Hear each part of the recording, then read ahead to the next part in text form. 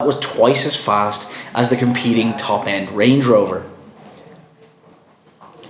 This cat, by the way, doesn't like the Lamborghini.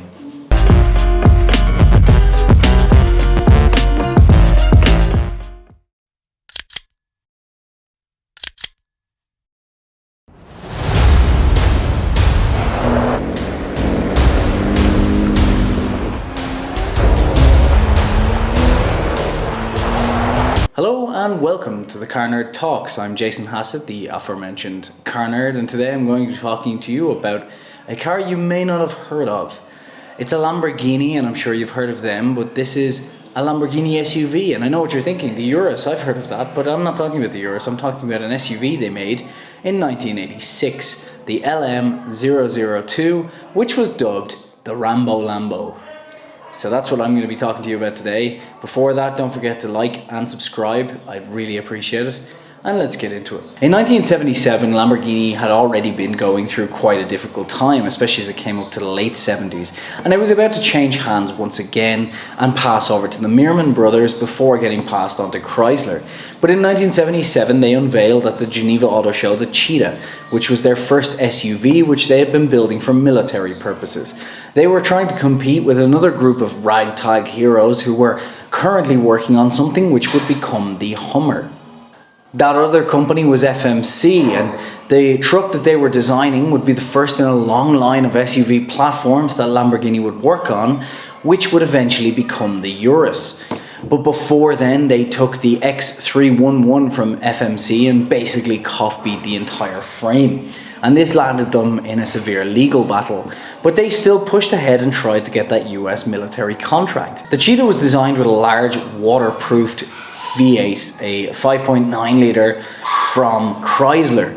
Now this pumped out 180 horsepower, and the Cheetah was supposed to be quite light, but with all of the waterproofing and all of the construction needed for military use, it ended up being quite heavy. And then Lamborghini decided to do what Lamborghini does, and they mounted the engine over the rear. And this caused it to have quite a few problems in terms of handling and performance. So even though it had 180 horsepower, it maneuvered like Jeremy Clarkson and drove as slow as James May.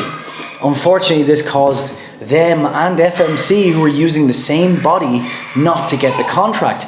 But another company took over from FMC and ended up creating another SUV under the AM design that had come previously, and this went on to be the Humvee, which they eventually went with, and by they, of course, mean good old Uncle Sam. Now, not getting this contract, along with another contract that Lamborghini were going for, was a massive blow at the time. Mainly because this put them into financial issues that they couldn't get themselves out of. In come the Meerman brothers around that time, who would take the project on. But unfortunately, it wasn't time for them to save another project. There's another car you may have heard of, but you probably have no idea that has anything to do with Lamborghini. Around the same time, BMW were working on a new project called the M1, which I'm sure you've heard of. It's a fantastic car. I mean, look at it. It is stunning. But did you know that BMW had originally contracted Lamborghini to design their M1 car, but given all of Lamborghini's problems financially and with these contracts and a lot of other rumors about their bankruptcy going on and changing hands once again, BMW decided it was time to bring the project in-house, and they eventually ended up building the M1 themselves. So after determining that a rear-mounted V8 engine probably wasn't the best idea for an SUV in terms of handling and performance, they went back to work though, and at this point the Meerman brothers had firmly taken over the business and they had introduced the Countach. So they decided to take the V12 engine out of the Countach and put it in the LM001, initially over the rear, but they decided very quickly in the 001 to put it at the front. And the SUV continued on. They then tweaked this engine a little bit more and tweaked the design of the frame and the style and everything. And in 1986, they had their new concept, which was the LM002. Not very creative with names at the time, especially when this is the Countach era. You'd think they'd have a cooler name, but anyway, it doesn't matter. So they unveiled the LM002 at the Geneva Motor Show. Unfortunately for them, the year was 1986 and another oil crisis had taken place. America was looking for more efficient vehicles and people weren't looking for big Hummers or anything along those lines at the time. So it seemed like the LM002 project would be dead, but it found itself a home in another oil belt of the world, Saudi Arabia and the Middle East. So while they were still trying to get military contracts with the LM002, they had a look at another way to sell this, and one of their designers outfitted this thing with a full luxury finish. Leather seats, televisions, everything you can imagine that some sort of prince in Saudi Arabia would want, and they went to the Saudi Arabian market and started selling this thing as quick as they could, and it did quite well in that area. There was one setback though, which was the people who they wanted to sell it to were going to drive these things hard through deserts, and they wanted them armoured and things like that. These were not your normal folk that drive around LA or maybe here in Mexico actually. But anyway, they decided it was time to go and get something fitted to the wheels that would make sense for that desert heat, long range and pretty bad environments. So they commissioned Pirelli to build a new type of tyre. So Pirelli came back and they showed them a thread they had built specifically for the LM002, and you could only fit this to the LM002 at the time. And these tyres were run flat tyres, something that wouldn't really come back about until BMW in the early 2000s, and then even really they got rid of it because they're generally uncomfortable.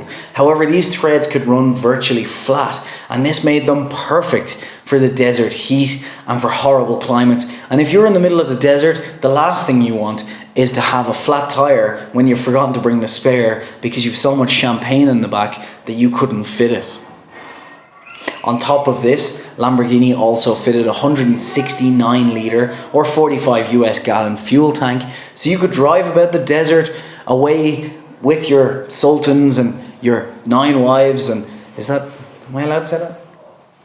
That doesn't matter. But you could drive about all day in this thing, even with its poor fuel consumption. Although this thing was big and heavy and needed to be moved around various places like deserts, the V12 engine stood up to what they wanted it. This thing had a high performance top speed of 118 miles an hour, which doesn't seem like a lot, but for a big SUV like this it was. And it would go from 0 to 60 in 7.7 seconds, which again doesn't sound massively fast by today's standards, but for an SUV of the time it was. That was twice as fast as the competing top-end Range Rover. This cat, by the way, doesn't like the Lamborghini. All in all, 328 of these were built, and one of them was sold to the Sultan of Brunei, who had the entire pickup bed encased so that it would become an estate, and the roof hired along with diamonds and a lot of other things, and even had it armoured. One of these, as you can see, is really, really cool, and this is the kind of LM002 that you want if you're the Sultan of Brunei. Another one ended up in some very odd circumstances in that Uday Hussein, his father did some things in the Middle East, I'm not quite sure what, but anyway he ended up having some military intervention from the States, and they took his son's Lamborghini LM002 during the invasion or Operation Iraqi Liberation, as they like to call it. Oil? That means oil, right? Weird. Anyway, they took this and used it to demonstrate how a car bomb works in 2004, and yeah, that was 327 of these left. So that's the Lamborghini LM002. Thank you so much for watching today. I hope you learned a little, or at least got to not have to read. And if you like this, again, don't forget to like and subscribe. It would mean the world to me. And also don't forget, if you're on Drive Tribe, to let me know in the comments what you think of the LM002, and of course bump, because bumping is good. Thank you so much for watching. I really appreciate it.